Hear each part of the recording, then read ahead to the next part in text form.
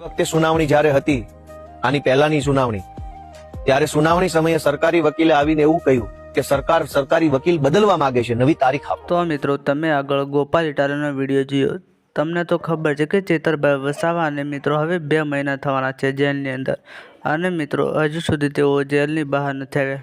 કારણ કે મિત્રો તેમને તારીખો પર તારીખ આપવામાં આવે છે, ક્યારેક જામીન અરજીની સુનાવણી થતી નથી અને ક્યારેક તેમના જામીન રદ કરી દેવામાં આવે છે, અને ક્યારેક એવું કહેવામાં આવે કે તમે વકીલ બદલો.